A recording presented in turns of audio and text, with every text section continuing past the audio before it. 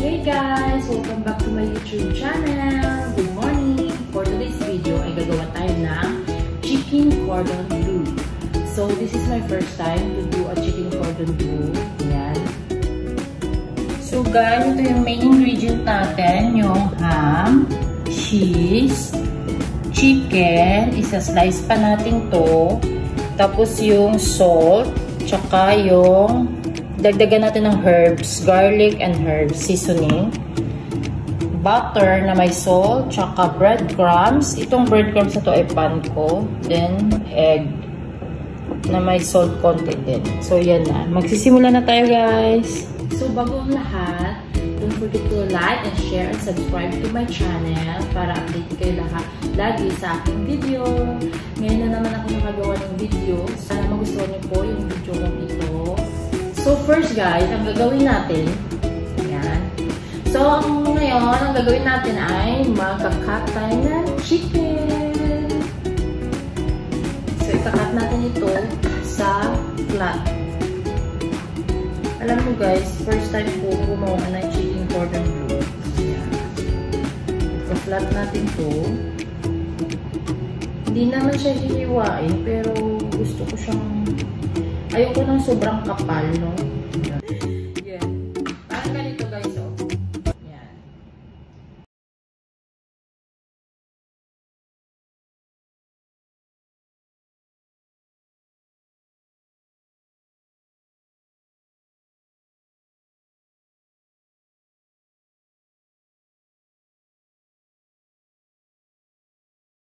Chicken cordon bleu. So, ipapakita ko sa inyo kung paano gumawa ng chicken cordon. Ito yung nakita ko lang, inanon sa akin ng kapatid ko. At saka na-try ko din ito nung umuwi ako ng Pinas. Sobra palang sarap niya. Tsaka paborito din ito ng anak ko, guys. Kaya ginawa ko siya. Para if ever magaling na ako, pag-uwi ko, gagawan ko yung anak ko. So guys, mag-i-start na tayo ngayon na maggawa ng chicken cordon. So nahiwa na natin yung chicken sa flat. Pinlat na natin. Tapos, gawin natin ngayon guys, yung chicken. So ang gagawin natin guys, yung chicken, lalagyan natin ng butter. Yan. Yung butter na may salt. Tapos ilagyan mo siya na brush mo siya ng butter. Yan. I think pwede din siyang side by side yung paglagay niyo ng butter, guys. Baliktarin niyo siya. Tapos lagyan niyo ulit. Para ang purpose nito ay mag-yummier siya. Mag-yummier siya, guys. Yan. After that, guys, baliktarin natin. Wait lang. Chopping board yung ginamit ko kasi. Yan. After that, lagyan natin ng salt. Salt ng konti. And paprika. Ayan guys. Lagyan natin ng paprika. Lagyan natin ng paprika. Budburan natin ng paprika. Hanggang siya ay ma-absorb niya na yung ano. Ayan. After that guys, lagyan natin ng black pepper. Laki ng black pepper, no? Ayan. Kunting black pepper. Tapos, lalagyan na natin ng ham. Just like yung chicken kasi medyo may some part na maliit, some part na malaki. Yan. Then, cheese. Lagyan natin ng cheese, mga langga.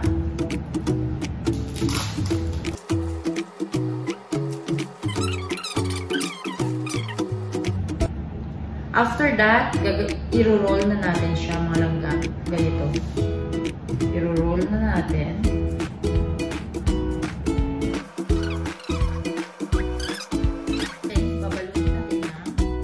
Clean foil. Babalutin natin ng clean foil.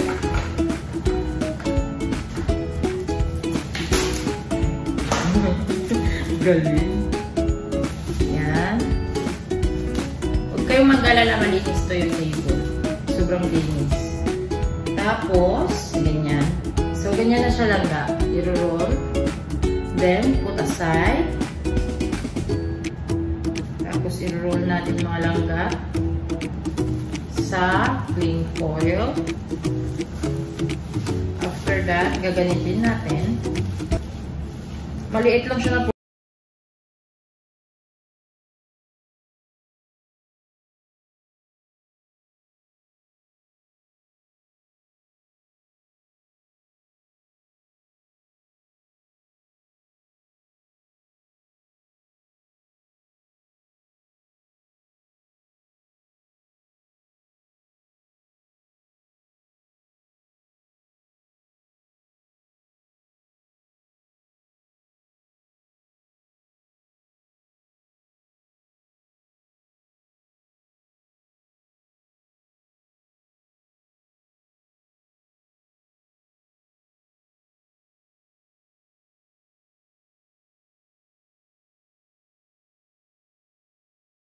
Guys, yan ang niluto natin. Ginawa natin. So, yan ang ginawa natin, guys. Yan. Hindi siya same size. Kasi nga, first time ko palang gumawa. Yan. So, gagawin natin ngayon, guys. Ilalagay natin ito sa freezer. Yan. Looks yummy. Not commercial. At hintayin natin after half an hour. So, guys, na freezer na natin ng half an hour, 30 minutes. After that, ang gagawin natin ngayon ay lagyan natin ng egg, then flour, and breadcrumbs. Yan yung last part. Yan, so ngayon guys, tapos na natin i-freezer yung ating chicken. Yan, yung ginawa natin kanina. So after that, mga langga, ay gagawin natin, ay lalagyan na natin ng egg, flour, and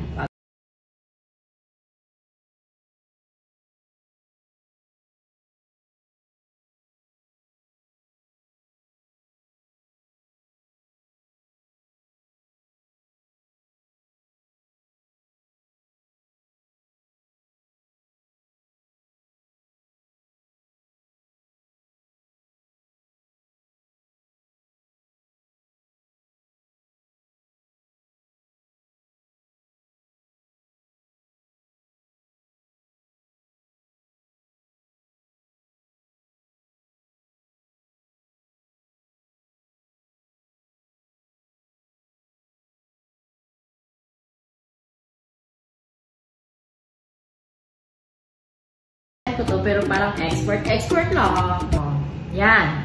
Diba ito? Sausaw nyo sa flour. Yan. Palibutan nyo ng flour yung buong manok. Yan. Ganyan lang siya langga.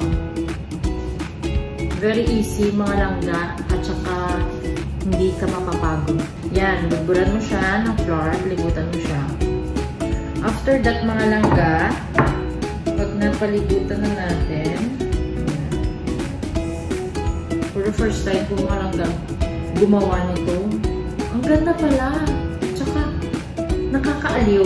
Nakakaaliw siya na feeling ko sobrang sarap niya. Kasi naman, may ham and cheese, you know. Tapos, lagyan nyo siya ng egg. Yan. Yan, ganyan. Yan, bulburan. Anin nyo rin yun ng egg. Yan, mga langga. Palibutan nyo ng egg. Yung egg na to langga, may seasoning na to na ano, ng garlic and herbs. Para mas masarap, i-additional nyo ng garlic and herbs. After that, yan. Yan, ito mga langga ay breadcrumbs. Yung ginagamit kong breadcrumbs mga langga ay panko. Pero depende sa inyo kung anong gagamitin yung breadcrumbs. Yan, breadcrumbs.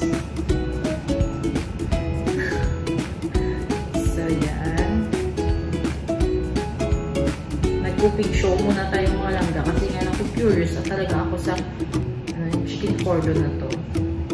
Kasi ang sarap nito mga langga. Sobra. Natikman ko to sa Pinas for the first time. Tapos gusto kong magluto dito sa Dubai. So gumawa ako. Malay ko baka pa patitikin ko din yung mga alaga ko nito. Malay ko ba baka magustuhan nila. Gustuhan? Yan. So yan. Ito na siya langga. Oh. Yan. So, yan. Lagyan na natin dito. So, yun lang. Makalat na ako. So, yun mga langga. Tapos na tayo sa pagbabalot ng chicken. procedure natin ay maghintay muna tayo ng ilang minuto. Lalagay ko muna siya sa freezer again. Tapos, magluluto ako for lunch para sa aking kapatid para patikman ko sa kanya. Ipaparate ko sa kanya kung ang gaano kasarap yung food. Papatikman ko sa kanya mamaya kung ano ba yung lasa at saka kung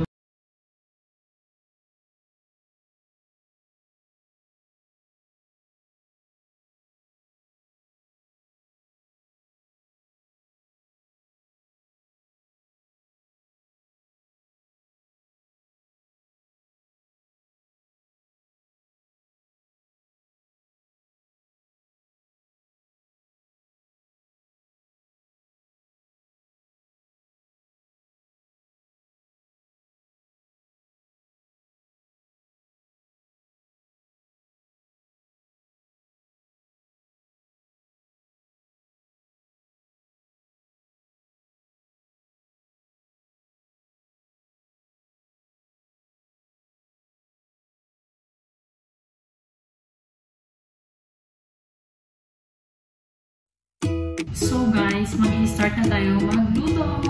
Ipa-fry na natin yung ginawa natin kanina.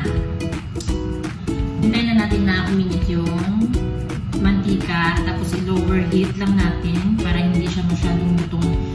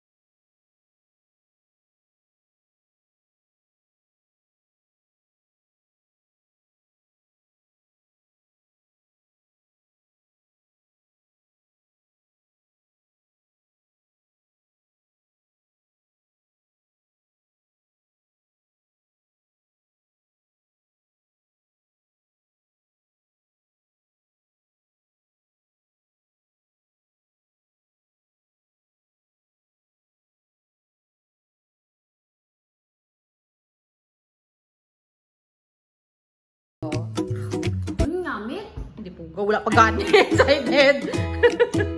Ay, rate na. Wala? Excited. Una, met? Wala pa. Ayun, ano tawag? Sobrang yung mga, ano. Anong reaction mo sa kunog? Amo ginaya-dayo niya. Anong lasa? Wala asang sauce guys. Kaya wala akong kaluto sang sauce.